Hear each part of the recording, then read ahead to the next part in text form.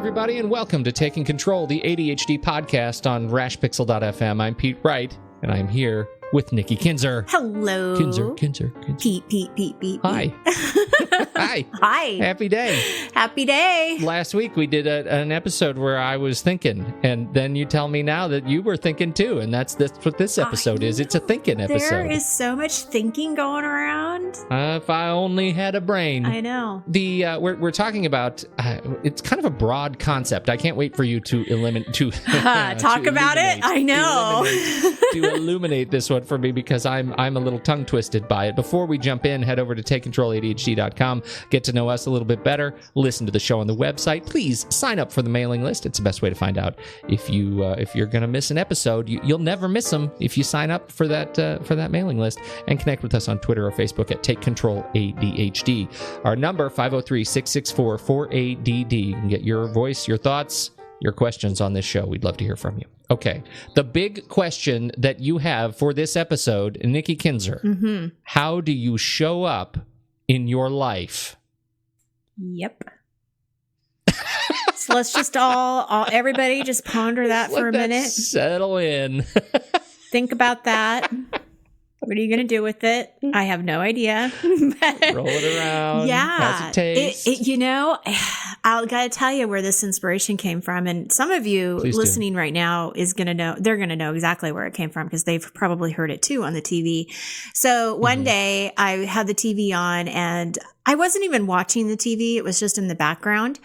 And I heard Oprah ask somebody, how do they show up in their life? And it was a Weight Watchers commercial, is what I found out later. So my guess is that the talking box is just full of surprises. I know. So my guess, because I wasn't paying attention to the TV, is that she was asking this other Weight Watchers person how she shows up in her life now. I don't know how this person shows up in her life now. I didn't even get that far, because seriously, the question was asked, and crickets.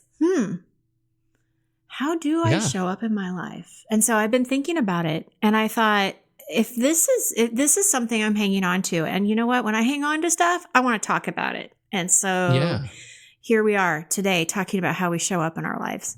What did you come up with? I don't know.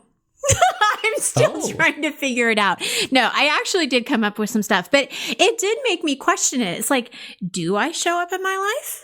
How do I show up in my life? Well, it's sort of, there are so many questions that seem to be buried in that one question, right? There's this idea of how do I show up in my life? Like, how do I become an active participant in my life? Well, you know what I mean? Yes, because I think that's exactly it. How do you become an active participant? Because we tend to run on automatic pilot, right? Yes. We do the same thing over and over again, every day, every night. Routines, and these things change. I mean, depending on the chapter where you are in your life, my life today is not the same as it was 5 years ago.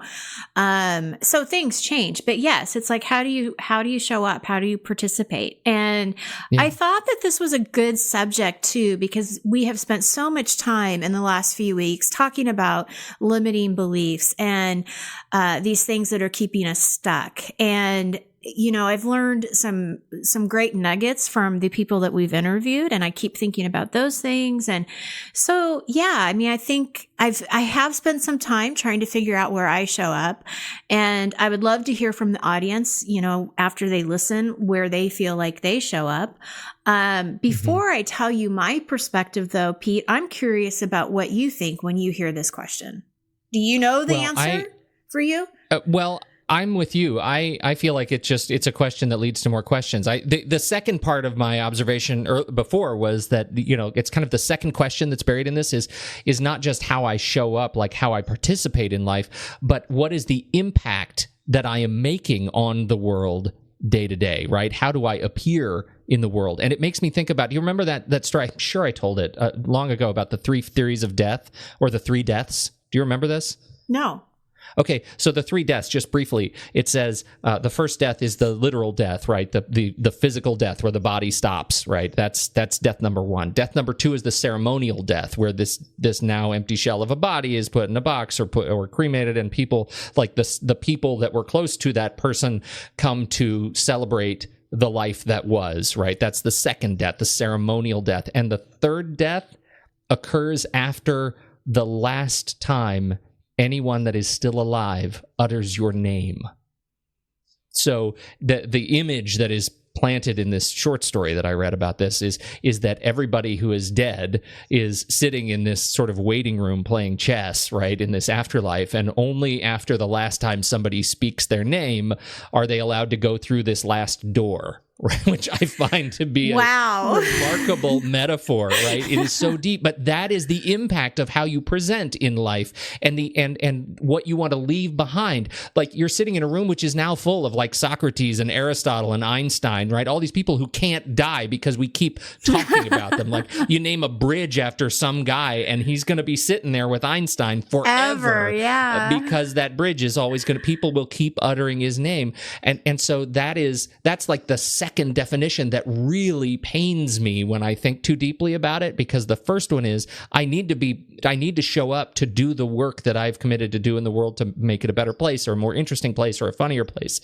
And I also want to make sure that the people I interact with, that I've shown up in a way that they'll remember me appropriately. Yeah. That's deep. I know, I'm sorry. No, but it's so good. You sort of asked a trigger question. Yeah, no. That's really good, because when I was thinking about this, I wasn't necessarily thinking of it in that perspective. So we're giving two different perspectives, which I think is fantastic, because I totally agree with you, because when you think about how do other people view you or perceive you, do they think of you as a negative person? Do they think of you as an optimistic person? Do they get positive energy from you or negative energy from you? All of those things. I mean, very important. So yes, I'm going to add that to my list as far as like, how am I showing up? What is the, perception that I want to give? Yeah. Well, and that's a very simple pivot. Like this, how do I show up and how am I showing up? Right. That I like the way you said that, because that's a very simple way to say what I said very complicatedly. No, I get it. I hear you. Okay. So right. What I was thinking is more, I guess it almost sounds more selfish now, because I was like really thinking more about like, what am I doing to make myself happy? Not everybody else. So you are just much more giving than I am, I guess. No, but this is where I went. It is, I would say a few years ago, I was in a place where I didn't want to be on autopilot anymore. And so that's when I really started to study more about mindfulness and meditation, and learning more about the Dalai Lama, which I mentioned last week, and Buddhism, just as a whole, and kind of the theory behind that. And that was a real changing point for me in my life. I think of where I show up is really being more present. And so practicing mindfulness has been a big change, I think, for me. Taking notice when something is really important and being aware of what's around me when that's happening, and really going into it, leaning into it, I guess is what some people would say. Listening and hearing and smelling, and what am I feeling, and really noticing beauty around me. I think especially outside, our nature has been something that has definitely made me feel more present in my life. So if I notice a beautiful sunset or a sunrise, or I see a landscape that I just think is gorgeous, I talk about it. And I have, fortunately, my kids, especially my son, has taken up that as a hobby. He loves taking photos of sunsets.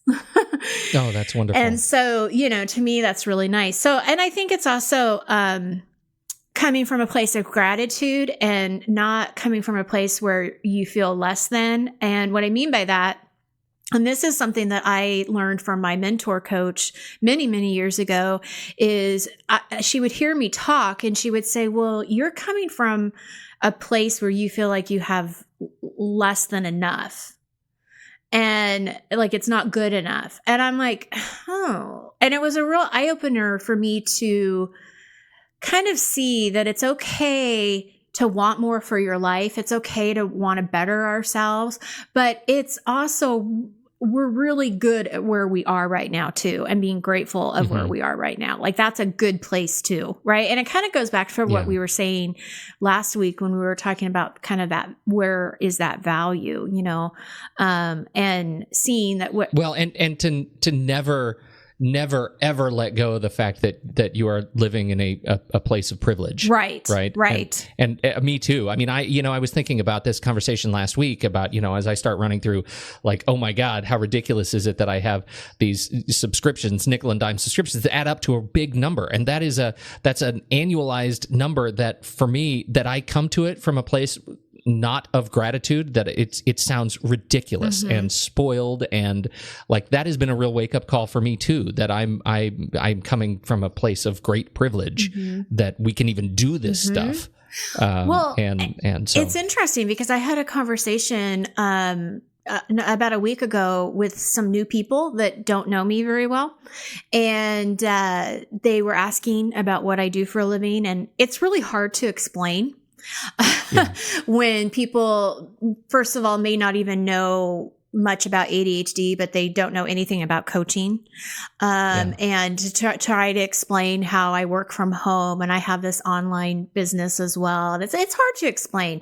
And somehow we got into the conversation that in the summer, I switched my hours because my kids are home. We tend to stay up late, and we wake up late. So a lot of times in the summer, I don't start working until about 10 o'clock. And somebody said, oh, well, sign me up for that. That sounds great. Yeah. And there was a piece of me that almost felt bad. Like, I felt bad. But I didn't apologize for it. I just actually sat back and I just said, I'm really grateful to be doing what I'm doing. And I love what I do. And it gives me that flexibility. And I just left it at that. No. But you're there. It comes from this place again of gratitude, but also of experience, right? That what is lost in these momentary assumptions that we make about people is the absence of 25 years of working really hard. Right? Yeah. to learn what you have learned, to work the jobs that you work, to be experienced, and now to be able to be sort of in this period where you are teaching others and helping others. It's like you are where you need to be, and you can be both gracious and appreciative of it, but also own it. Yes. Yeah, I appreciate that. Pete, thank you. Yeah. Well, it's hard to own sometimes, right? Because it's really hard to own. But okay, so I'm going to get off of that and go back to the of how do I show up. So I watched this documentary about a year ago, and it was about being happy. And one of the things that really stuck with me is they said that one of the things that happy people do is they say yes to more things. Now, that kind of contradicts when we talk about boundaries, right? Because we're saying, no, you should say no to more things. Don't say yes to everything. But this is a different kind of yes. This is the kind of yes where it's getting you out of your comfort zone in the sense that you're doing something fun, something different, and you are building a memory that you wouldn't have had otherwise. So we're not talking about, hey, can you bake cookies for the church every Sunday? Right? You may not have time for that, but this is your friend calling you up and say, hey, do you want to go to the lake for the day? Or do you want to go on a hike and go somewhere that you've never been? Or maybe you just have an opportunity. I'll share a personal story. My husband and I have this opportunity to go to Hawaii, and under other circumstances, this would not be an affordable trip. And there are probably a million reasons why we could have said no to this. But under the circumstances that we have been given, we can afford it. And so my conversation with my husband was, we need to have this experience, because this is an opportunity that we probably won't get again. Yes, we may need to put some money on the credit card, but we'll pay it off. It'll be okay. And our kids are going to love this experience. We're going to love it as a family, and we're going to build a really great memory. And to me, that is showing up in my life. Yeah, that's right. Yeah, and it doesn't have to be a trip. And I don't want to say, oh, you have to do these big trips. You have to go to Hawaii. Yeah. Or quick, everybody go finance a trip to Disney World. I mean, depending on where you live, like we live an hour away from the Pacific Ocean. So we could, you could take a day trip to the beach, or, if you live in Colorado, take a day trip to the beautiful mountains that you are surrounded by. I mean, Well, my greatest memories as a kid were these days when, anytime a new Star Wars, Star Trek, or James Bond movie opened, back when those were really a big deal, right? There wasn't a blockbuster every other week. And my dad would come into my bedroom and he would say, "Hey, how you feeling this morning? You look a little sick. Are you sick?" And I'd say, "Yeah, I think I'm sick." And he'd say, "Yeah, I'm feeling sick. I don't think I can go to work today." Okay. And we would go to the first show opening morning of whatever that movie was. And I cherish those. Yeah. And I think about those days with my kids, and I think, what am I saying no to because I'm not being more intentional about this? I mean, we're taking 3 hours off. We're taking a sick day of school. Like, we'll make up the work. Right. But to go have fun with my kids on a thing that was very important to us as, father, son, like I can't get that back. No, absolutely not. Well, and you're building relationships, and that would be the other thing, not only about family, but friendships. Friendships are important. Yeah. And, I think that it's really easy to say no to the person who's asking you out for dinner or lunch, or, hey, you want to meet for drinks after work, or whatever it may be, because you've got all these other things. And I know for me personally, when I do say yes, and I'm like, I go do those things, I'm always so grateful. I always feel so connected when I meet up with old friends and new friends. Like, there's something about it that's really good for your soul. And those are the things that, yes, they're not always easy to do, and they can be really inconvenient, and maybe you do have to drive far, to do that or whatever, but they really do mean something. And that's something I would really encourage people to do. So, that's kind of what I have thought about when I'm thinking, okay, how do I show up? It's those little things. Not only, like I said, it's not just the big trips and stuff like that, but it's just the everyday noticing, when I watch my kids play sports, that's something that I really make sure that the distractions are off, which is the phone. The phone is put in my purse, and I'm watching them. I'm really watching them and paying attention, because as we've talked about before, they know if you're watching or not. Yeah. And so I would love to challenge our listeners to tell us how you show up in your life, and where you would like to show up more, right? Because I think this is all a work in progress. And how can you do that? Either with what we've talked about, or if you have some different ways on how you do that. I think this is really important, because this is about happiness. This is about, your enjoyment of life, your quality of life is what I was looking for. Yeah. So, well, and peace. I mean, the fact that you said it at the end there, but I just want to add this kind of ADHD spin on it. Like, when I find it's really hard to get over the hump and actually say yes to those kinds of things. But when I do, it pays dividends for days, right? I don't know. I find myself getting over that sort of anxiety, whether it's social anxiety or work anxiety or whatever. It tends to be sort of magnified more than I recognize it should be. But once I do, it feels really, really good. Awesome. There you go. Awesome. Thank you, Nikki. So deep. I'm a deep thinker. You are a thinker. That's the truth. Thank you, everybody, for downloading and listening to this show. Please share your thoughts. We'd love to hear from you. And most of all, thanks for as always, your time and attention for downloading and listening to this week's show. On behalf of Nikki Kinzer, I'm Pete Wright, and we will catch you next week right here on Taking Control, the ADHD podcast.